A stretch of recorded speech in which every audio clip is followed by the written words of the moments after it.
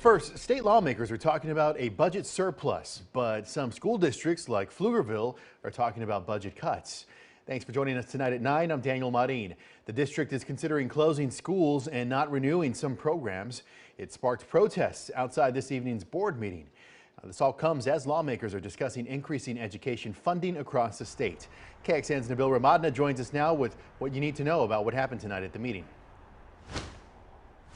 That's right, education funding, the talk of the town right now. And tonight we saw dozens of protesters, many of them students, holding up signs just like this one saying, "Don't take away what we love." Some of those talking about the program Kickstart, which many students use to take martial arts lessons. Now you can see inside, it's 9 p.m. and there are still a lot of people inside the Pflugerville ISD board meeting. They're talking about school closures and also funding for the district.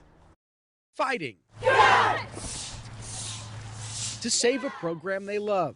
Kickstart! Kickstart! Students and parents in Pflugerville ISD are hoping the Kickstart martial arts program doesn't get kicked out of the district. We're just really hoping that we can keep this program. The district pays Kickstart about $500,000 a year, but with a $12 million budget deficit, they can no longer fund the program under the current contract. We're talking about school closures. We're talking about other cuts potentially to the district. Superintendent Dr. Douglas Killian says one of the reasons they're struggling is because of the state's recapture system. With a $33 billion surplus at the state level, why would a school need to talk about cuts? Killian says this year they'll pay the state about $20 million in recapture funds. In 2019, they did a historic raise for us in the basic allotment, and then inflation has eaten it all away. Right now, the basic allotment per student is $6,160. State Representative James Tallarico says there are bills being crafted to raise that number. And to ensure that more districts are keeping more of their property tax revenue back home, working for our local students, local families, local communities. Tallarico says some of the districts, though, need that money that they're giving away. And it's not just Pflugerville ISD. A lot of districts like Austin ISD that have a lot of students living in poverty have fallen into recapture and are now sending money to the state that could really use back home. It's a fight that will take place.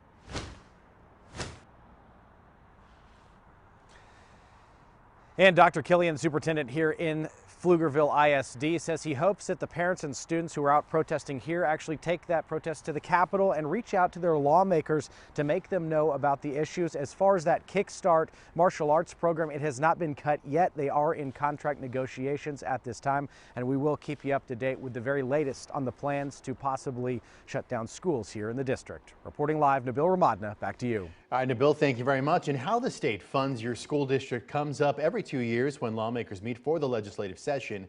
It falls under the state's budget, the only item lawmakers are required to pass. The first draft from lawmakers for the budget comes out to about $130 billion, money that will be used for the next 2 years for the state. The House plan would set aside nearly $58 billion to fund school districts. Now, funding schools is a complicated formula, but here are the basics. Property taxes help fund Texas public schools. Some property-rich places can fill up a school district's cup, and the money that overflows, the recapture, then goes back to the state to help fill up property-poor districts. Now, the idea is that every district should be equal.